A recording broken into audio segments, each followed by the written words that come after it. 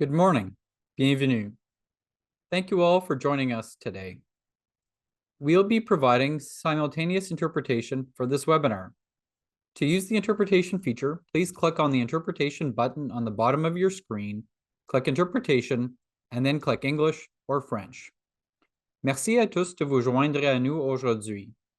Nous assurons l'interprétation simultanée de ce webinaire. Pour utiliser la fonction d'interprétation, veuillez cliquer sur le bouton d'interprétation en bas de votre écran, cliquez sur Interprétation, puis sur Anglais ou Français. Good morning. My name is Tyler McCann, and I'm the Managing Director of the Canadian Agri-Food Policy Institute. Before we begin our discussion today, I want to acknowledge that I am participating in this webinar from Western Quebec, located on the traditional, unceded, unsurrendered territory of the Anishinaabe Algonquin people.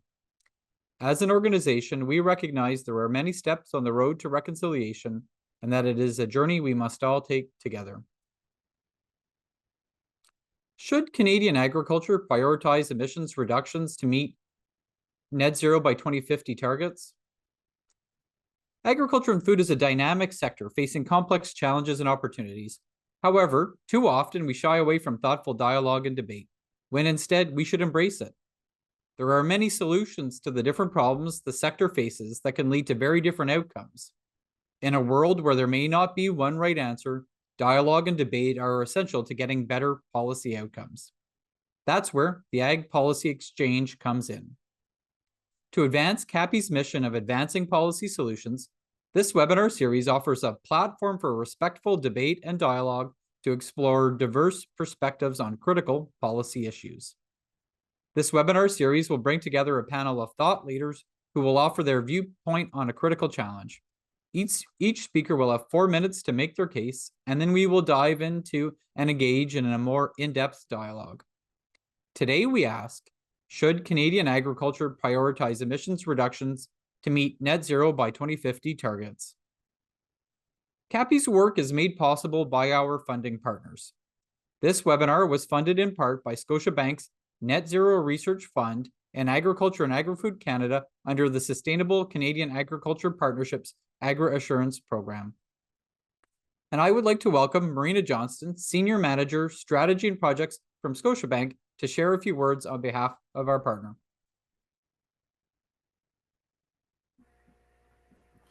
Perfect. Thanks so much, Tyler. Hi, everyone. I'm Marina Johnson. I'm the Senior Manager of Strategy and Projects for Canadian Agriculture at Scotiabank.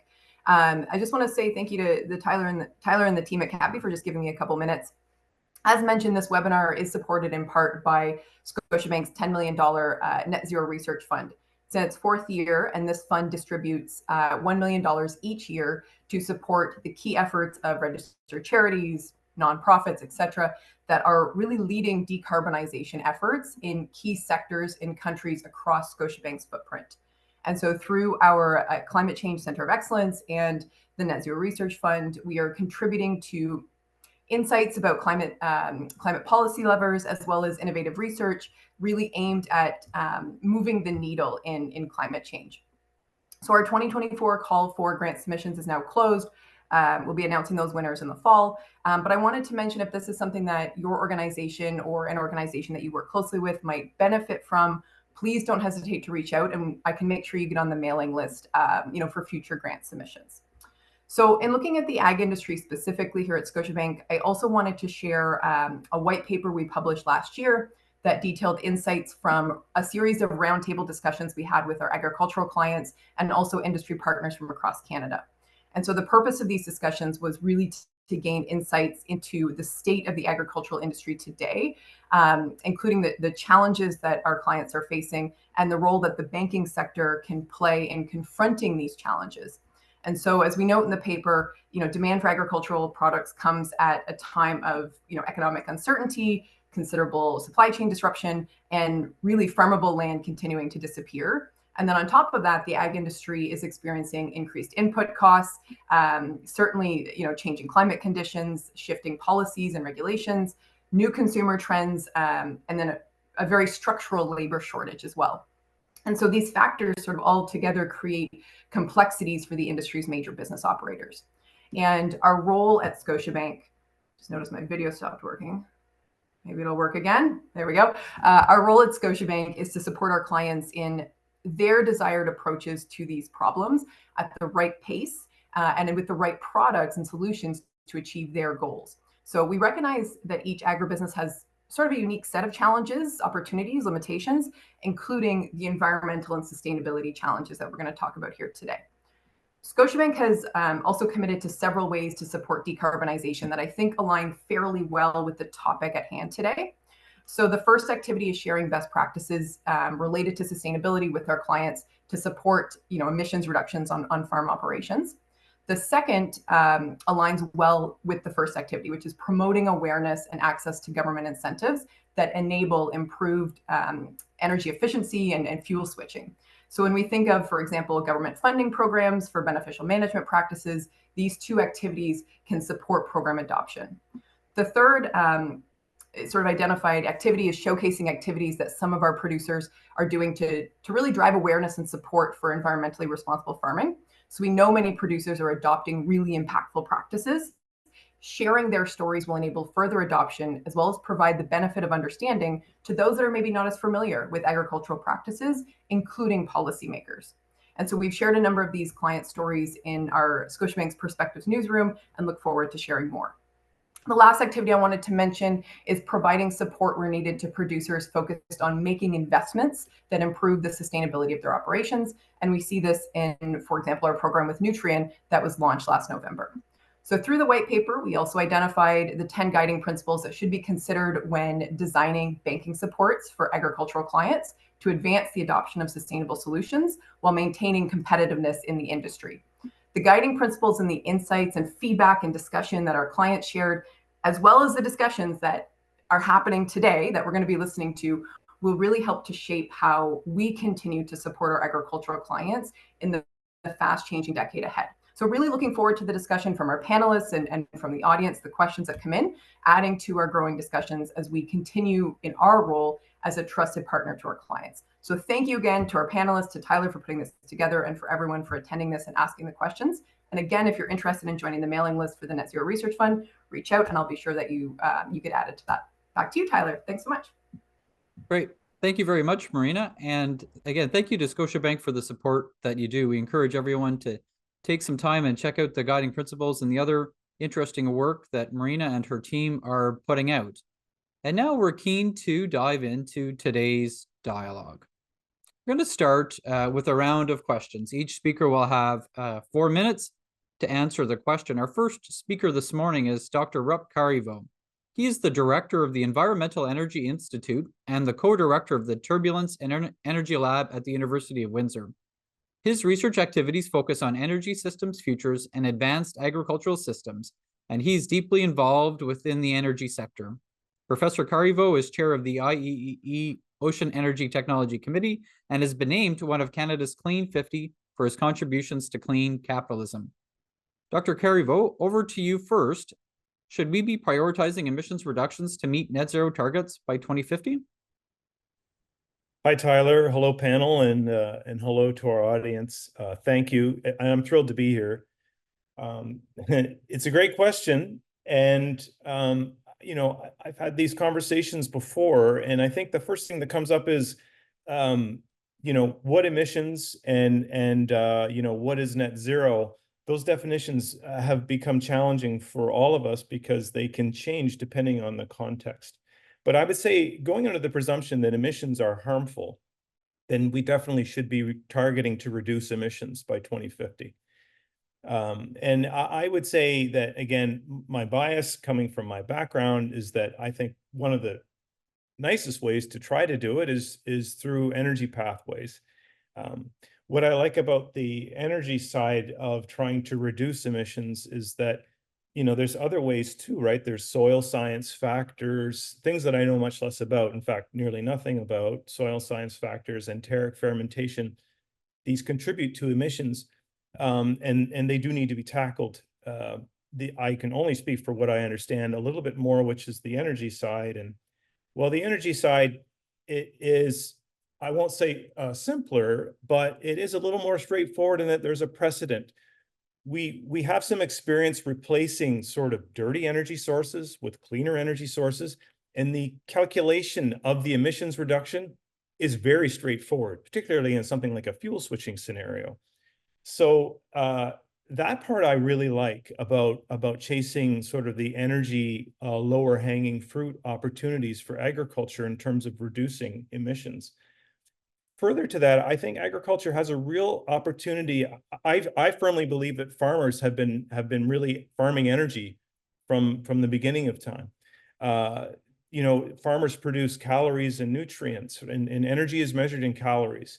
So I believe that the farm of the future is one that supports agri-grids that use renewable energy to produce renewable fuels, and those can be sold right alongside the typical agricultural products that come out of farms. So farmers are farming calories, nutrients, molecules, and electrons at the same time. And that's a lot of what our work is we look at the ways farms use energy now, and we try to understand better how clean energy solutions could be brought in, and if that works with the way the farm currently operates, what changes might be required. And so it's not a simple question, and the answers are far from straightforward completely. But again, I think there's a predisposition for farmers to be solution providers, and they've been handling energy from the time they started farming, and there just may be a time to for us to look at the way energy is used and what energy changes can be made. So those are my opening comments, and I'm you know, really looking forward to an opportunity to hear from our panelists and continue the dialogue. Thank you very much for starting us off this morning, Dr. Carivo. We'll now bring in our second panelist this morning. Nick Betts is the Managing Director of the Canadian Alliance for Net Zero Agriculture, an organization that is leading efforts to achieve a net zero agri-food system. Previously, Nick was a Senior Managing Consultant at South Pole, focusing on sustainability in the agri-food sector. He also founded Blue Orenda and served in various senior roles at SCI Platform, advancing regenerative agriculture. His expertise includes environmental leadership, sustainability, and climate change solutions in the ag sector. Nick, should we be prioritizing emissions reductions to meet net zero targets by 2050? Thanks, Tyler. I think you can assume my answer based on my job history, but absolutely. I mean, I think there are many reasons for this, for the supply chain for farmers. The first one is risk avoidance. The more we can use agronomy and agronomic tools and systems that we've relied on for the past century or more, the easier it will be to implement new solutions to transition. So avoiding risk, avoiding climate heating. High climate heating is a significant threat to our existing standard of life. And we need to take tangible steps to avoid those risks. This is one of those areas where we can do that. And so as a population, we need to step up. This isn't farmers need to do it. This isn't farmers and the processors need to do it. These are risks that have real impacts and real issues with us on affordability, on food security, on nutritional availability. So we as a system need to figure out how we're going to avoid these risks. And net zero agriculture is one of those ways we can help get there. Risk avoidance is one, risk mitigation is the other. So taking actions that will lead to greater consistency of quality, quantity of crop coming off a field, making sure that that profitability for the grower is maintained or improved. Any grower, I've yet to meet anyone who doesn't want their business to succeed or make more money, or at least maintain the amount of money they're making. And this is one of those ways we can do that by mitigating how much high greenhouse warming potential gases we put into the atmosphere. We're going to have a more consistent product. We're going to limit things like extreme weather. It's harder to predict things like extreme weather events when we have greater levels of climate heating.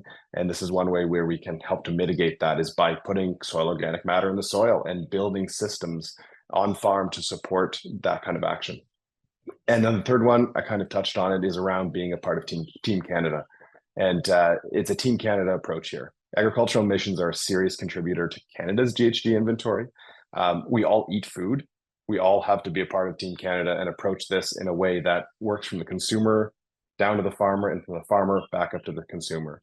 Because ultimately there are opportunities from the farm all the way up around reducing emissions, but also around removing gases that agriculture and other industries are also putting into the atmosphere. So this is a way where we can work together to actually build the competitiveness, can build value in the farming systems and the agricultural systems. We're not there yet, but this is an opportunity, and it's an opportunity that we need to step up to, because there have been opportunities in the past that have been far grandiose in scale where we're saying that'll never happen. And this opportunity is there. We can take it. We just need to do it. Thank you, Nick.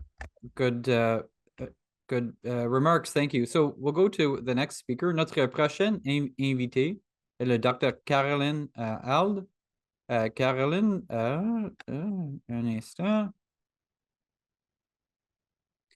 Caroline Ald est professeure agrégée en agriculture biologique et agroécologie à l'Université Laval. Elle y dirige le laboratoire d'agroécologie, une équipe dynamique d'une quinzaine des étudiantes et professionnels ayant des intérêts de recherche multidisciplinaires sur la régie des cultures de couverture et la santé des sols. Elle est aussi activement impliquée dans des comités provinciaux et nationaux de développement du secteur de l'agriculture biologique. Dr. Ald, est-ce que l'agriculture canadienne doit donner la priorité à la réduction des émissions pour atteindre l'objectif de carboneutralité d'ici 2020? Great question, Tyler, and thank you so much for the invitation to the discussion. So as a panelist, I was encouraged to bring a diversified point of view to the discussion and to be bold. So as a university professor, I'll do what I do.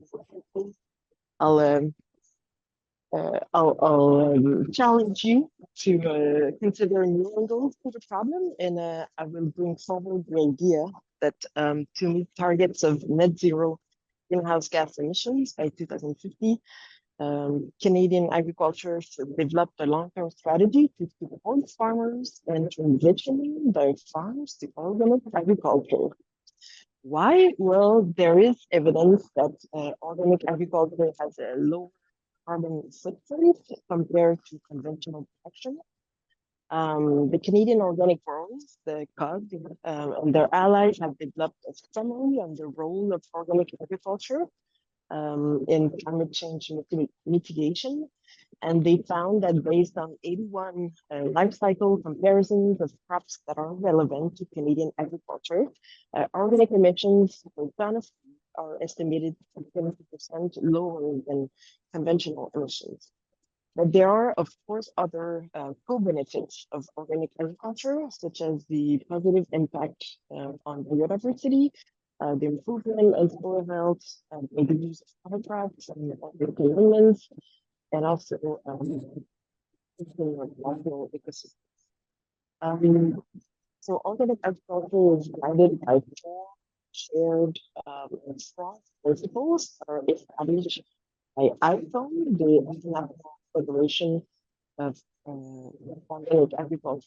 And there are 4 principles are common and shared across the world, and they guide. Yeah, is my sound better this way? Yeah, I'm sorry. Yeah, thank you. And those 4 principles are health, ecology, fairness, and care. So health, it means that agriculture should sustain and enhance the health of soil, plant, animal, human, and the planet. Agriculture should also be based on living ecological systems and cycles, work with them and help sustain them. So that's the ecology principle. The fairness principle is that agriculture should build on relationships to ensure fairness with regard to common environment and life opportunities. And finally, care. Agriculture should be managed in a responsible way to protect the health and the well-being of current and future generations and the environment.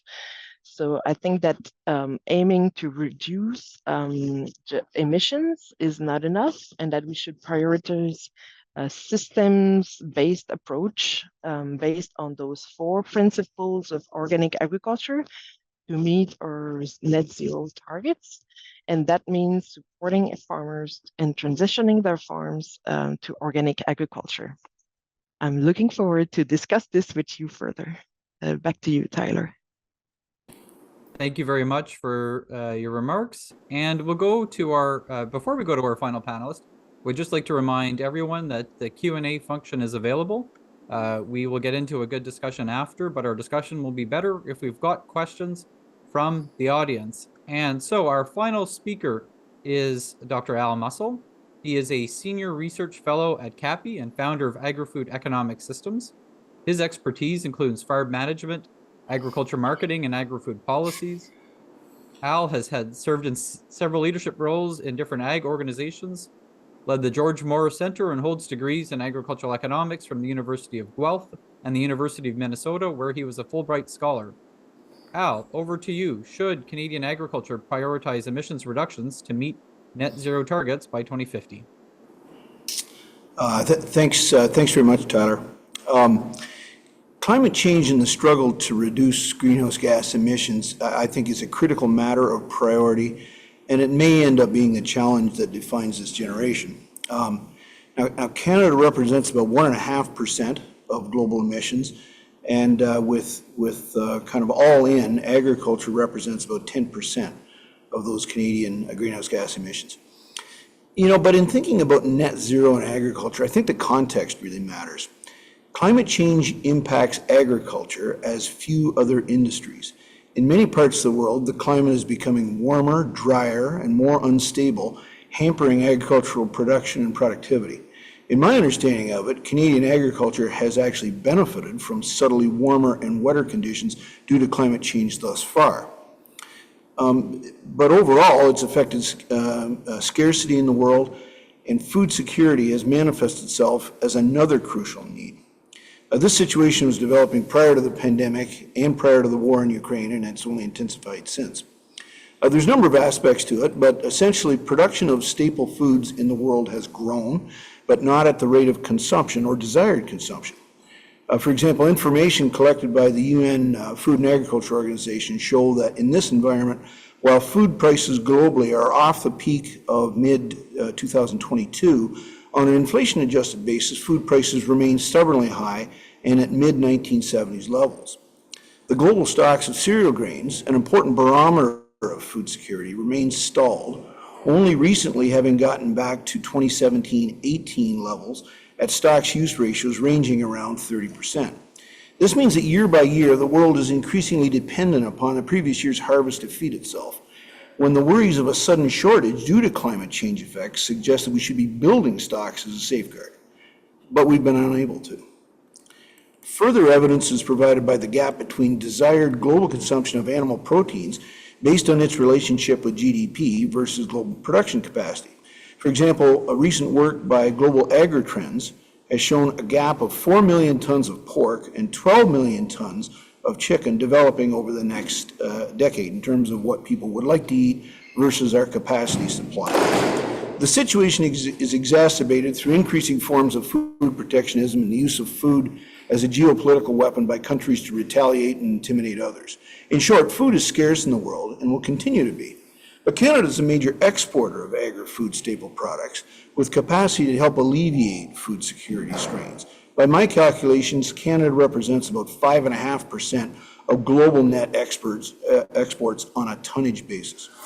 Efforts that prioritize greenhouse gas mitigation run the risk of impairing or reducing the efficiency of agricultural systems in Canada in a time of global scarcity where Canada's agri-food output is badly needed.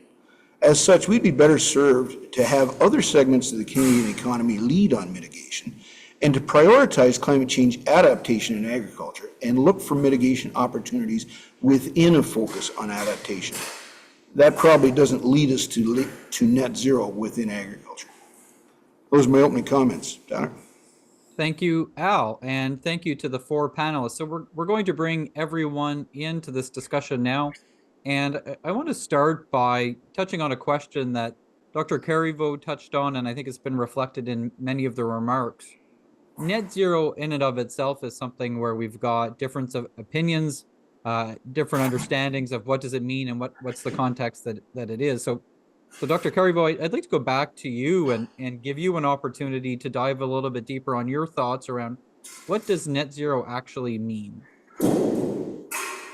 Well, truthfully, so thanks for the question, Tyler. It really depends on what your aspirations are.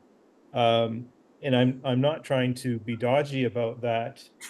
Net zero can mean, that we are no longer emitting any GHGs into the atmosphere. I mean, there's a simple interpretation of it, or that we somehow, through some calculation, sequester as much as we emit, and then we have a net zero. But again, I think the important thing is that we get that definition so that it's transparent for all stakeholders. I think that's the most important thing, and so that we're not playing games with each other politically. Stakeholders all understand, what's really at stake. And because in the end, it will be very expensive. It will be very expensive. And, our number one priority, in my opinion, should be our food security and the strength of the ag sector, which I think Al was speaking to. And so we have to be careful about the costs of achieving the set definition that we've chosen for ourselves. Now, Nick, net zero's in your organization's name. What does net zero mean to you? Yeah, and so net zero has a scientific a definition, right? It means that when we're balancing out of what we're doing good and what we're doing bad, we're netting zero, we're netting out. So it can be described, it can be applied to various variables, specific variables like carbon, like water, like biodiversity. Some are easier to measure than others. Carbon, while hard to measure, is easier to measure than something like biodiversity. So we measure it. Water isn't an issue for most of agriculture in Canada, so we don't measure it, unlike Central Valley, California. So there are different ways that when we talk about net zero, we can apply it. And I think this is what some of the people have referred to this before. But right now, I think the common social structure we live in, when someone talks about net zero, they commonly refer to carbon and achieving a balance between the carbon emitted and the carbon removed from the atmosphere, or the reduction based on a baseline. So I think when we're talking about, when I hear people talking about net zero outside of my house, I typically assume that they're talking about carbon, and they're talking about the idea that if we're going to be net zero from 2020, that means I'm not going to produce any more carbon than I did in 2020, even though I'm increasing my productivity or my profitability. So there are some inherent risks in this. There are some inherent flaws in this. And many of the benefits that were actually talked about here, about profitability, about livelihoods, are good things that come from companies that go into net zero journeys. I've been a consultant in that space. I've been a collaborator in this space. I've been an innovator in this space.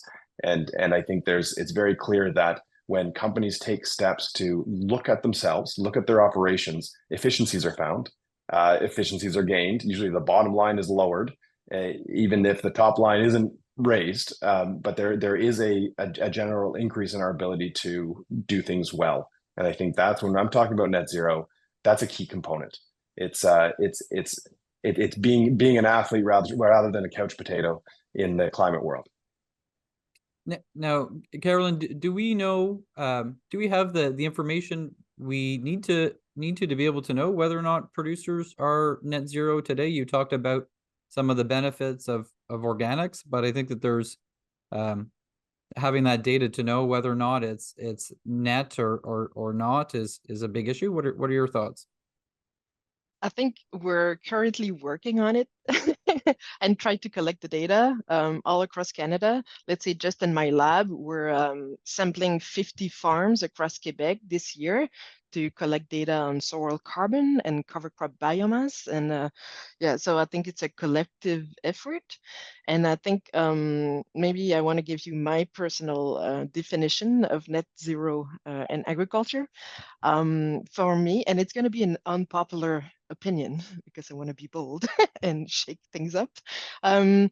So for me, net zero greenhouse emission in agriculture means to have an agriculture in which the environmental goals should prevail over economic growth. And that means having a collective discussion on different alternative, let's say, alternative post-growth perspectives. And I'm talking about degrowth. And we should, just discuss the incompatibility of continued economic growth and our sustainability goals. And I think there's a lot of discussion. Let's say just in my graduate course at Laval University, I think I'm the only one in my faculty of agriculture to discuss degrowth and graduate course, and it's something we're not discussing in, let's say, just in my circle, and it's something that should be open and discussed, and we should have a plan. Great. Well, let's get into that discussion. Al, maybe before we go to that discussion, if you could just answer kind of with your thoughts around when we talk about net zero, how are you doing that calculation? What's part of that calculation in your mind? And then if you could kind of share your thoughts on that comment about really it's kind of philosophical change approach where environment's coming ahead of the economy. Yeah, so I guess my first reaction to the question, Tyler, is dwelling a little bit on the importance of defining the boundaries of your system, both its breadth and then also the time dimension of it. Depending on how you define the boundaries of an agricultural system, it could be either easily net zero or sort of all but hopelessly not attainable. Simple things like maybe in a particular type of farm in a particular place, you might be able to demonstrate that the net carbon flows are zero, but as soon as the truck comes to pick up the product at the farm and take it to the market, wherever that is, oh, oops, now we're no longer net zero. Or we expand the scope and we work in different directions. The other thing that I think is very important from a time perspective, I think we're evolving to a different standard used by the IPCC having to do with global warming potential that specifically deals with the fate of methane, which in a span of about 12 years degrades into CO2. And that's a particularly important element dealing with livestock. And if you ignore that, then it seems to me you have a very large measurement error in what you're doing. In terms of the comments that Caroline made a few moments ago, I like the idea of a systems perspective she spoke of, but I would say rather than having an agriculture where environment prevails over economic growth, I'd rather have, I think, an agriculture that embraces both, because there are important trade-offs that we need to make here. But I certainly would not agree that feasible economic growth degrades environment and therefore degrades the capacity of agricultural systems. And I think maybe that's where she's coming from. But Al, I think often we hear this idea that environment and the economy go hand in hand. The Prime Minister used to talk about that all of the time. Do you think that that's actually feasible in agriculture? Can we effectively deliver both economic and environmental sustainability at the same time? Yes, and we should. We have plenty of examples where that's failed, of course. We could pressure agricultural systems beyond their carrying capacity, whether that's within the narrow confines of a crop or an animal system, or if you carry that out into damage done to biodiversity, et cetera. Unfortunately, we have plenty of examples of that. And I think maybe Caroline wants to speak to it again, but I think she's emphasizing that component, and I think that's appropriate. Caroline, your thoughts?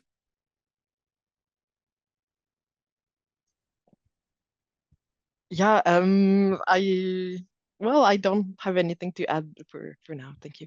Well, and so Nick, you should come in on this then, because again, you talked about opportunity. So obviously, I think you see getting to net zero as an opportunity, as an economic driver.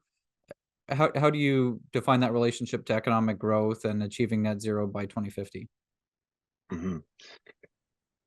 So our value for what we value from in our economy comes from what we want, and we usually then you get into supply demand economics, and we figure out what the prices are on things and how money flows. So if we as a society feel like we would like to value things like nature and water and carbon, and a net zero economy or a net zero world, or maybe it's not necessarily a net zero world, but it's a world with fewer hurricanes, less risen seas, and more ice in the Arctic and the Antarctic, then this is something that needs to be valued.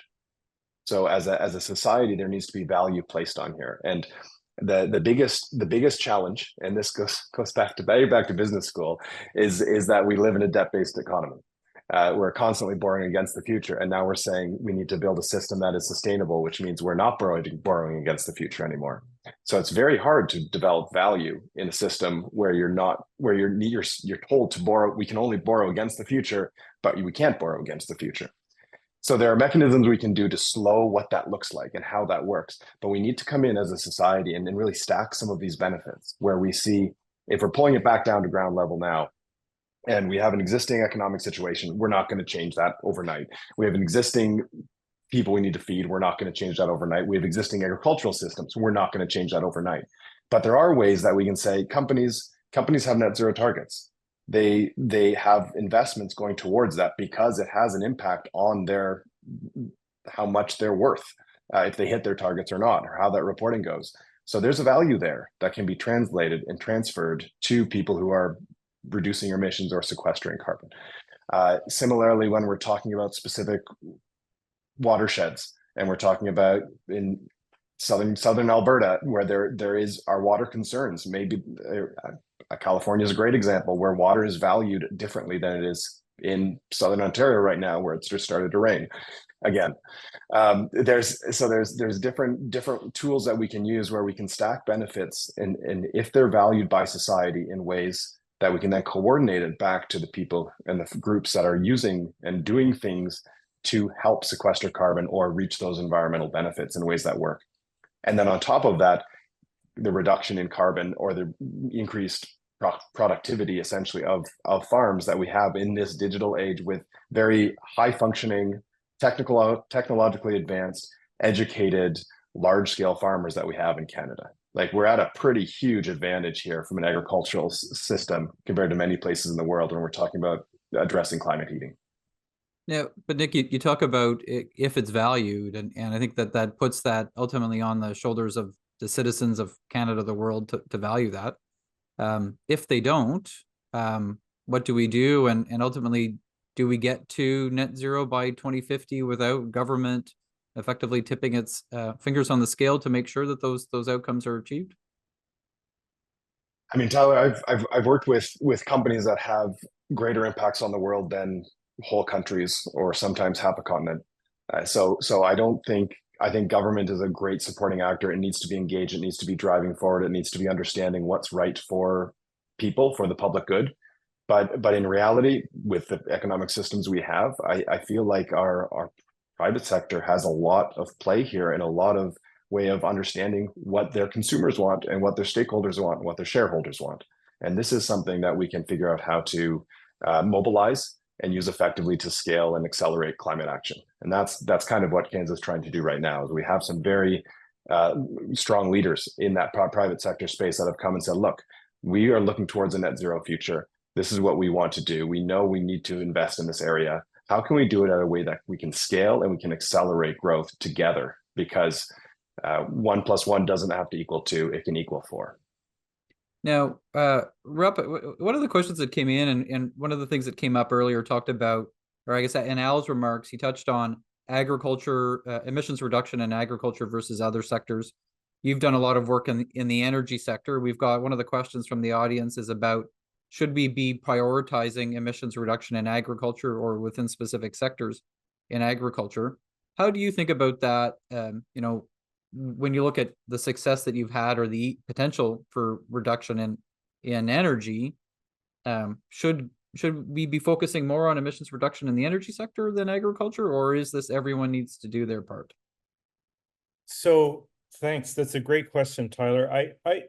I think we're all in the energy sector. I think the days of putting fences up and saying that these folks are energy producers, we're all in the energy sector now. So every resident that consumes electrons is part of the energy sector. And farmers, in my view, are very sophisticated users and producers of energy. And as a result of that, I think that's a huge opportunity. I think we have to embrace the upside of risk here, and we have to also understand that the decarbonization doesn't necessarily going to be an economic bomb. I mean, wind is the most affordable new energy process there is now, over the carbon alternatives.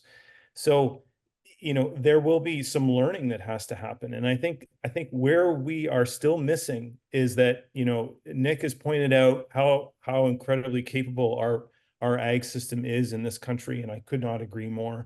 But I think the step that's missing is we don't have enough transparent business cases for decarbonization. I think we need everyone to understand why the perception is that, let's say, hydrogen, oh, that's going to be too expensive, that would never work, or ammonia, that's not going to work. You can't make it with wind, that's too expensive. Well, why? What are the pain points, so that we can get more people weighing in to say, listen, this is what's broken, how do we fix it?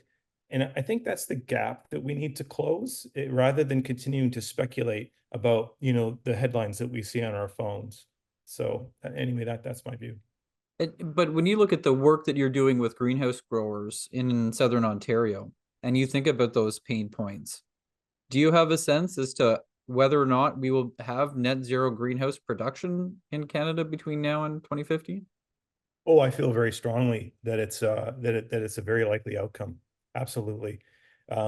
Even with the off-the-shelf technology we have now, there are pathways that we are unearthing now, and we'll be submitting a final report at the end of this month for a provincial study we've done for the use of hydrogen in greenhouses. And some of the business cases are really compelling. Some are outlandishly terrible as well, I will point out. But there are, and where they're not compelling, we are able to identify what steps need to be taken to make it happen. Some sliders we can move, and some sliders we may not be able to move. And so that's where I think our farmers will know to pivot, but they need the information to do it. Right. So Carolyn, I want to go back to your comments about organic production and tie it into the discussions and some questions that have come in around the value of net zero. We've had a couple of questions about carbon offset credits and the role that they would play. But I'm curious as to how you think about that that organic value added premium that producers get, and whether or not it is enough to send that signal for producers to produce more of it, and whether or not it reflects a carbon benefit from organic production. Yeah, so let's take the case study of Quebec. So I guess Quebec have provincial subsidies that are very and strong in support of transitioning farms to organic agriculture. So we're providing $20,000 to each farm that would transition if they have a crop production, and another $20,000 for animal production. So you can get up to $40,000 in subsidies for transitioning. And so I guess there's this help of the transition, and then of course the premium helps farmer to kind of, it's the learning curve of learning how to develop, or I guess be good at doing organic agriculture. That is the difficult part. And I think one thing that in the COG report that we're doing, we're doing more work right now, but in terms of carbon sequestration from organic agriculture in Canada. The benefits are not 100% clear. It really depends on which cropping system we're comparing. So I guess there's a lot more work and research to be done just to get more data on how to, but there is a, go ahead, well, and there's a specific question about, again, that soil's ability to sequester carbon. And given that it is finite and that we're still learning more about it, how much can we rely on soil carbon sequestration to achieve net zero? Not a lot, yeah. and in my point of view, and from what I know from the scientific literature in Eastern Canada, yeah, there is a limit, and even if we put all of our agricultural land and perennial forages, yeah, it has it's very limited, and that's what's gonna be a big levier, A big lever to use. yeah, lever to achieve a net zero emission on farms. Now, Nick, I'll give you an opportunity to get in here because I know that Kansas is doing work on soil carbon sequestration protocols. Your thoughts around the role that finite ability to sequester carbon will play in emissions reduction? Yeah, it's a great question. And this is where that Team Canada approach comes in. I mean, this isn't, farmers are not going to, we can't just say, okay, farmers, here's some money, solve all of our problems. That's not going to work. I mean, we waste a lot of food in the food system, in my fridge, everywhere. We eat food we probably shouldn't be eating it sometimes.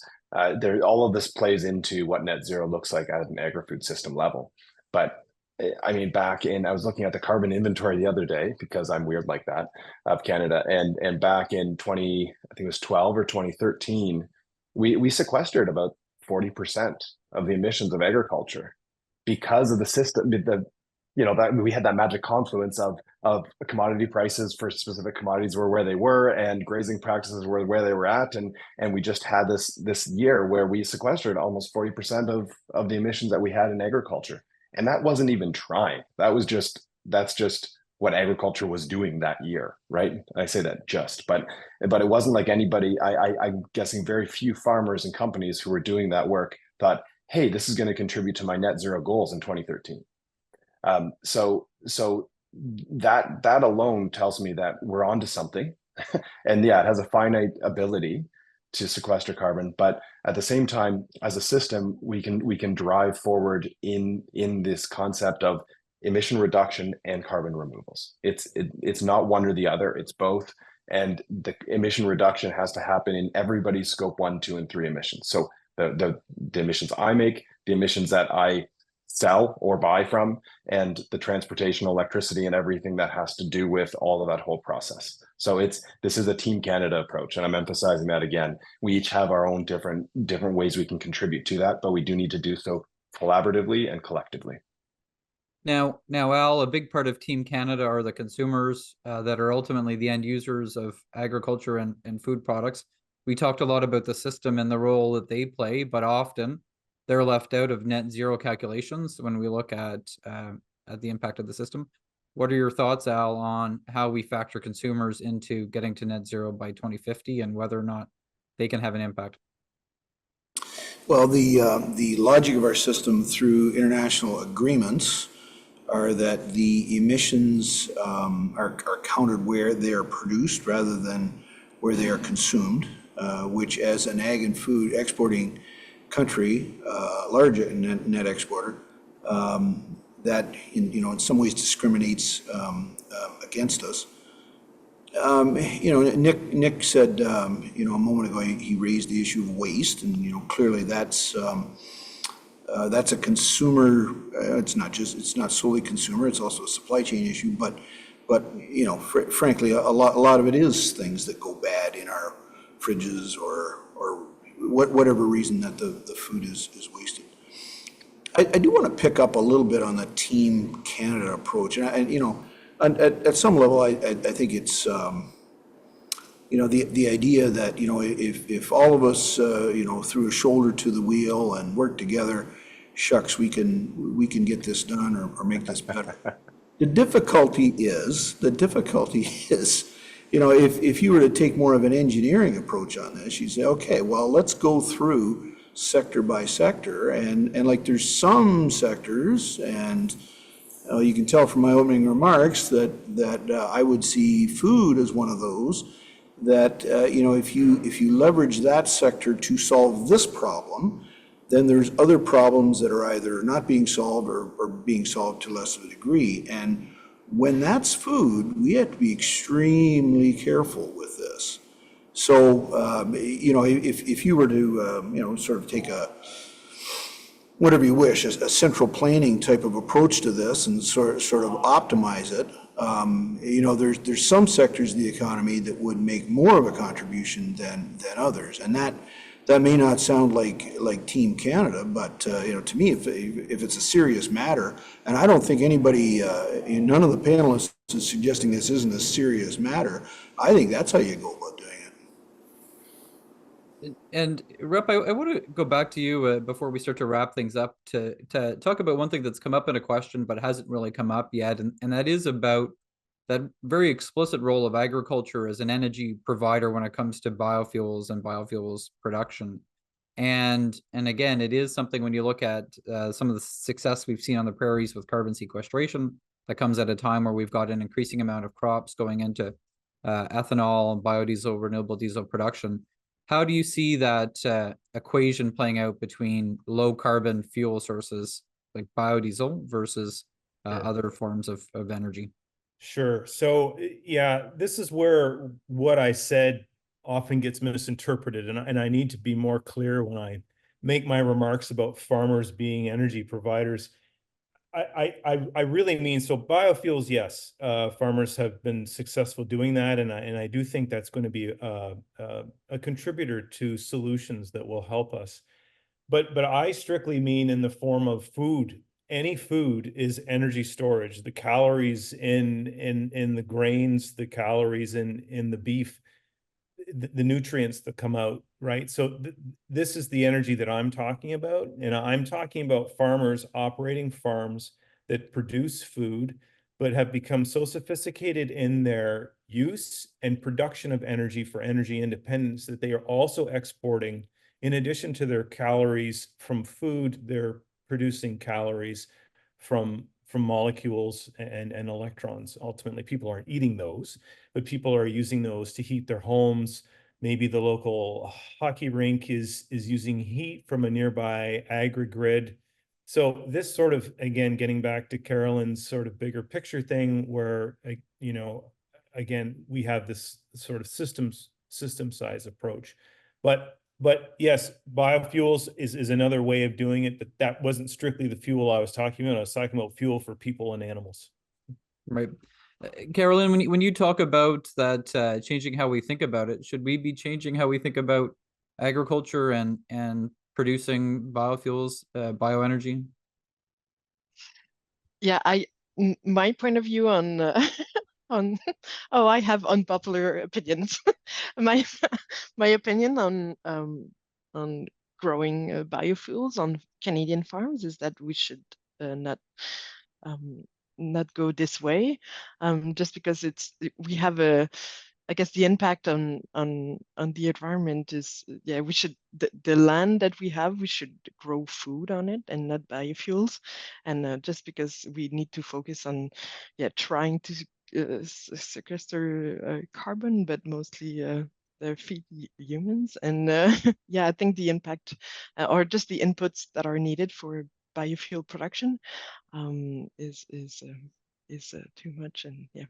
Yeah, well, thank you. And again, I don't think it's necessarily an unpopular opinion. There's certainly a lot of people out that view it the same way. And I think ultimately what all of these different perspectives and all of the discussion we've had today highlights is that, again, I think that there isn't a single right answer to should Canada be prioritizing emissions reduction, or if there are right answers, everyone's got their own set of views and perspectives to back them up. But what we want to do is give our panelists now an opportunity to offer their concluding remarks, anything that they want to add, any points that we haven't had a chance to dive into. But we'll give you each 1 minute to get into to sum up your thoughts on this important question. Now, over to you first. Yeah, I'm going to start by building on something that Rupp said a few moments ago.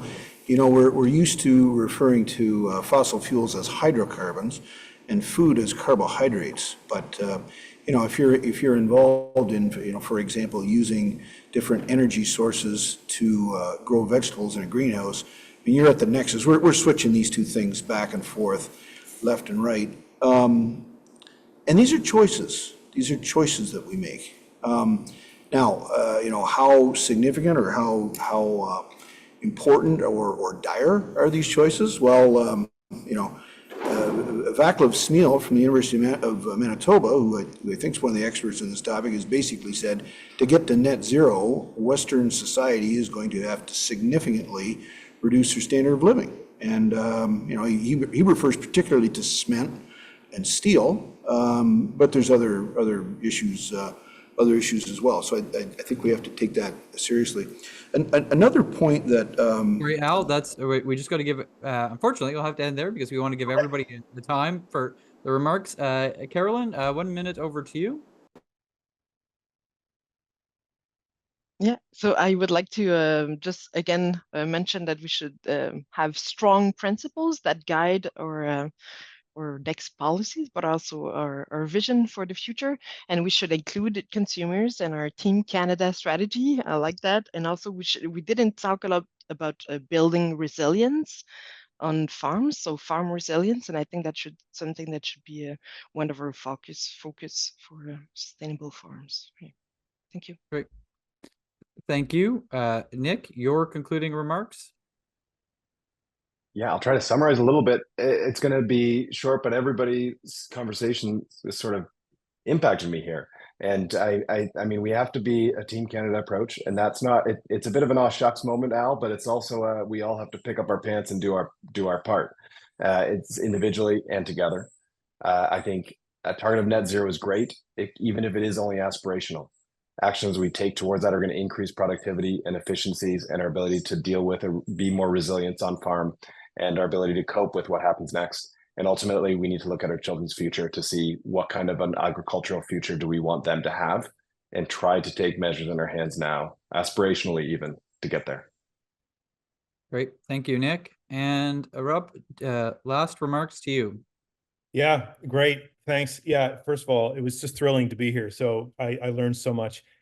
One word, infographics. I think everyone who's working here needs to produce infographics that are good enough that they engage kids and adults alike, so we can show what the solutions look like and what the holdbacks are, and sufficiently engage people enough so that they will look past the infographic to do their own research. But yeah, I think it's about engaging people with things so that they get interested and get active.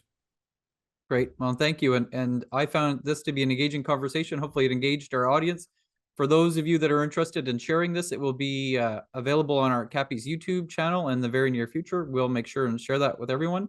I would like to thank Al and Nick and Rupp and Carolyn for being with us today and taking part in this discussion. Again, stay tuned for the next webinar later this week. We'll look at specifically tools farmers are using to look at their own on-farm net zero position. I'd like to thank Scotiabank for funding this webinar and that project as well. Please, again, join the CAPI mailing list so you can stay in tune with what comes next in our exciting work agenda. Thank you very much, everyone, and have a great day.